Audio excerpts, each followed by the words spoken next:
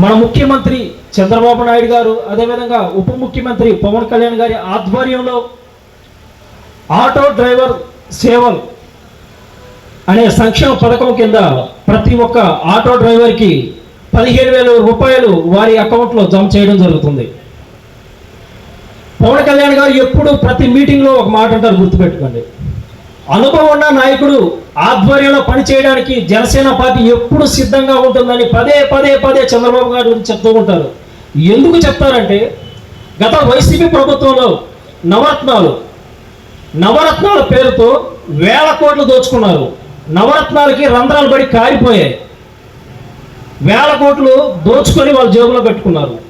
అభివృద్ధి శూన్యం. అతలాకుతలమై గందరగోళం ఉన్నటువంటి పరిస్థితిలో మన ఎన్డీఏ కూటమి ప్రభుత్వం ఏర్పడింది. ఖజానాలో డబ్బులు లేవు. అనుభవం ఉన్నటువంటి నాయకుడు చంద్రబాబు నాయుడు గారు కాబట్టి సంక్షేమం ఆగలేదు, అభివృద్ధి ఎక్కడ ఆగలేదు. ప్రతి ఒక్కటి చేసుకుంటూ సక్సెస్ఫుల్గా అభివృద్ధి వేగవంతంగా జరుగుతూ వస్తుంది మన రాష్ట్రంలో. అందుకే విజన్ ఉన్న నాయకుడు మన చంద్రబాబు నాయుడు గారు. గత వైసీపీ ప్రభుత్వంలో ఏమన్నా అభివృద్ధి కార్యక్రమం జరిగాయో ఒకసారి ఆలోచించండి.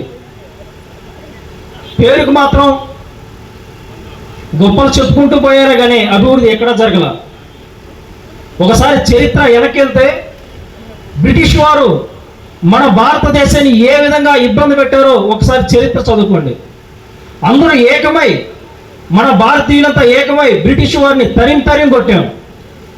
అదేవిధంగా మన ఆంధ్ర రాష్ట్రంలో ప్రజలందరూ ఏకమై బ్రిటిష్ లాంటి వైసీపీ ప్రభుత్వాన్ని తరిం కొడితే మన ఆంధ్రప్రదేశ్ రాష్ట్రం ఖచ్చితంగా అభివృద్ధి చెందుతుంది. ఎక్కడ ఆగలేదు, సూపర్ 6 పథకాలు ఎక్కడ ఆగలేదు. ఖజానాలో డబ్బులు లేకపోయినా నరేంద్ర మోడీ గారి సహకారంతో ఆంధ్రప్రదేశ్ని అభివృద్ధి పదంలో నడిపిస్తున్న విజన్ ఉన్న నాయకుడు మన చంద్రబాబు నాయుడు గారు, అదేవిధంగా పవన్ కళ్యాణ్ గారు.